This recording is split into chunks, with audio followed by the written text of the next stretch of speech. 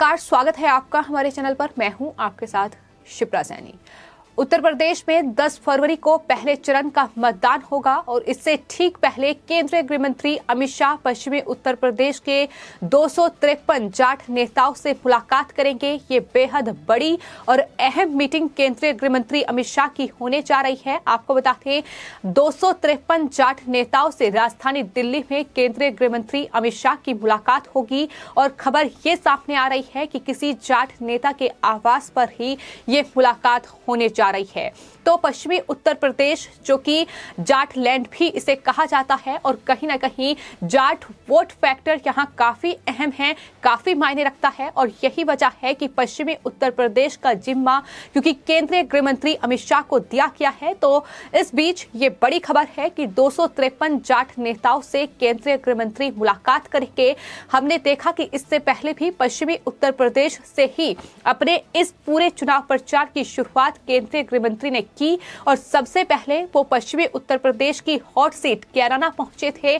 कैराना, जहां से हिंदू प्लान का मुद्दा सबसे ज्यादा गरमाया था। और सिर्फ इतना ही नहीं, जिस तरीके से समाजवादी पार्टी और आरएलडी का गठबंधन उत्तर प्रदेश में हुआ है, और इस बीच समाजवादी पार्टी ने नाहिद हसन, जो कि सांसद तबस्सुम हसन के बेटे हैं, जो आपराधिक मामले जिन पर कई दर्ज है और फिलहाल मुजफ्फरनगर की जेल में बंद है, उन्हें टिकट दिया है, जिसको लेकर बीजेपी लगातार हमलावर है।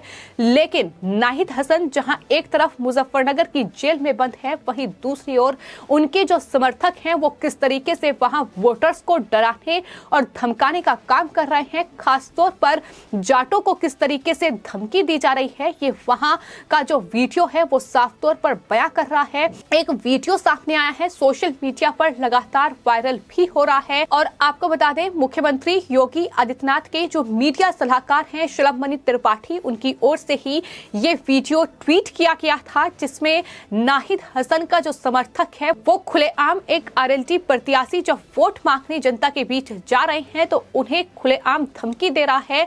वो कह रहा है कि हमारे चौधरी यानी नाहिद हसन जेल से चुनाव लड़ रहे हैं और वहां 24,000 जाट हैं, यानी दूसरे इलाके की वो बात कर रहे हैं और कह रहे हैं कि यहाँ हम 90,000 हैं, यानी कैराना में हम 90,000 मुस्लिम वोट है। और यहाँ जाट कह रहे हैं कि नाहिद को वोट नहीं देंगे। हमारे चौधरी नाहिद हसन के साथ अगर कुछ भी गड़बड़ी हुई तो हम यहाँ 1 मिनट नहीं लगाएंगे गड़बड़ी करने में। इस तरीके की धमकी दी जा रही है।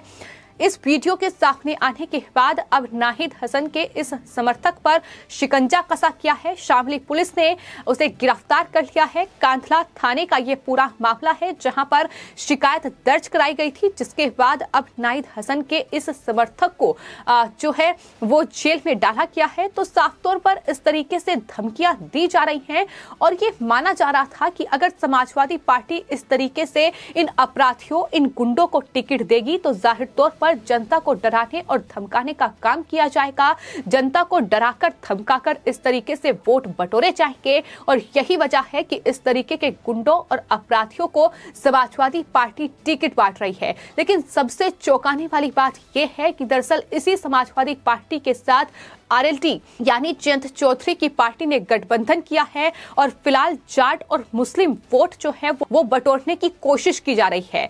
लेकिन जो तस्वीर सामने आई है, जिस तरीके से ये नाहिद हसन के समर्थक खुलेआम इन जाट नेताओं को धमकी दे रहे हैं, उसके बाद कहीं ना कहीं ये साफ तौर पर स्पष्ट हो जाता है कि आखिर आगे क्या होगा, किस तरीके से ये तमाम उम्मीदवार जो समाजवादी पार्टी की ओर से उठाए गए हैं, इनके समर्थक किस तरीके से वहां जनता को डराने और धमकाने का काम कर सकते हैं। एक बार फिर से कैराना और आसपास के इलाकों में प्लान की स्थिति बन सकती है अगर समाजवादी पार्टी के खाते में वोट पड़ी तो ये तमाम चिंता का विषय है पश्चिमी उत्तर प्रदेश के, खास तौर पर कैराना और शामली विधानसभा सीटों पर। तो ऐसे में कहीं ना कहीं बेहद ये जो मुकाबला है ये दिलचस्पी है। और बात सबसे बड़ी ये है कि आखिर जाट वोट बैंक जो है वो किधर जाएगा। क्या वो समाजवादी पार्टी और आरएलडी पर भरोसा करेगा या फिर बीजेपी के तमाम विकास कार्यों के दम पर वोट डाले जाएंगे, ये सबसे बड़ा सवाल है। फिलहाल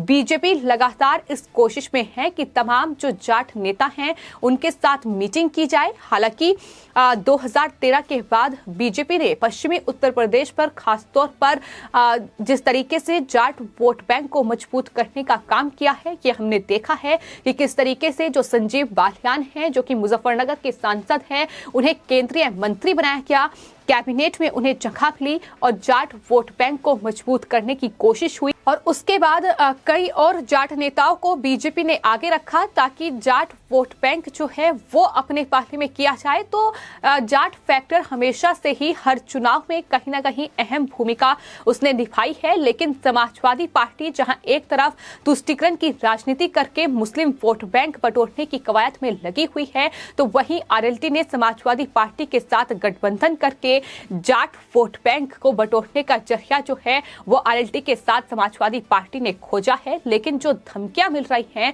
आखिर उनका क्या किया जाए? किस तरीके से ये तमाम जो नाहिद हसन के समर्थक हैं इस तरीके से खुलेआम गुंडागर्दी दिखा रहे हैं, खुलेआम जो आरएलडी के प्रत्याशी हैं शामली विधानसभा सीट से प्रसन्न चौधरी, जब वो जनता के बीच पहुंच रहे हैं, जब वो उन तमाम कार्यकर्ताओं के बीच पहुंच रहे हैं जो नाहिद हसन के कार्यकर्ता हैं, तो किस तरीके से उन्हें धमकी का सामना करना पड़ रहा है। और ये कह रहे हैं खुलेआम कि 1 मिनट भी गड़बड़ी करने में नहीं लगाएंगे। तो आखिर मंसूबे क्या है, मकसद क्या है, ये साफ तौर पर इनकी भाषा और इनके बयानों में झलक रहा है। फिलहाल कैराना विधानसभा सीट पर नाहिद हसन जो हैं वो समाजवादी पार्टी के उम्मीदवार हैं, तो वहीं बीजेपी ने जो पूर्व सांसद रहे हैं हुकुम सिंह, उनकी बेटी मृगांका सिंह को चुनावी मैदान में उतारा है। तो आखिर कैराना विधानसभा सीट का नतीजा क्या होगा ये देखना होगा। लेकिन वहीं आपको बता दें, नाहिद हसन की बहन इकरा हसन भी अब चुनावी मैदान में आ चुकी है, निर्दलीय वो उम्मीदवार हैं। तो इस तरीके से कहीं ना कहीं समाजवादी पार्टी तमाम कोशिशें कर रही हैं कि इन गुंडे और अपराधियों को जिताकर उत्तर प्रदेश का माहौल खराब करने की पुरजोर कोशिश की जाए, जैसा कि पिछले सरकार में भी समाजवादी पार्टी ने किया है। और एक बार फिर से जिस तरीके से वो गुंडे और अपराधियों को टिकट बांट रही है, यही तस्वीर दिखाई पड़ रही है। लेकिन अगर अमित शाह केंद्रीय मंत्री वो 253 जाट नेताओं के साथ मीटिंग करने जा रहे हैं, तो जाहिर तौर पर ये मीटिंग कई मायनों में बेहद महत्वपूर्ण होने जा रही है। क्योंकि इससे पहले भी 2017 में आपको बता दें केंद्रीय गृह मंत्री अमित शाह ने जाट नेता बीरेंद्र सिंह के घर पर इसी जाट समुदाय के नेताओं के साथ मुलाकात की थी और वेस्ट यूपी के जाटलैंड में साफ तौर पर बीजेपी ने जीत का परचम लहराया था। और कहीं ना कहीं इसी जीत को एक बार फिर से दोहराने की कोशिश जो है वो केंद्रीय गृह मंत्री अमित शाह की होगी। हम इस कड़ी में लगातार बीजेपी की कोशिश भी देख रहे हैं कि केंद्रीय मंत्री संजीव बालियान हाल ही में जो राकेश टिकैत के भाई हैं और बालियान खाप के जो अध्यक्ष हैं नरेश टिकैत, उनसे भी मुलाकात की थी। हालांकि इसे उन्होंने शिष्टाचार भेंट करार दिया था, लेकिन कहीं ना कहीं सियासी गलियारों में ये लगातार बातें फैल रही हैं कि क्या नरेश टिकैत से जो मुलाकात हुई है संजीव बालियान की, वो इसी कड़ी में है कि जो नाराजगी जाट नेताओं में कहीं ना कहीं किसान आंदोलन के वक्त रही है, कृषि कानूनों को लेकर रही है, जिस तरीके से राकेश टिकैत ने किसानों को बरगलाने की कोशिश की है, तो उस नाराजगी को दूर करके एक बार फिर से बीजेपी पश्चिमी उत्तर प्रदेश और खासतौर पर उत्तर प्रदेश में जीत का परचम लहरा पाए। और इसी कवायद में लगातार बीजेपी लगी हुई है।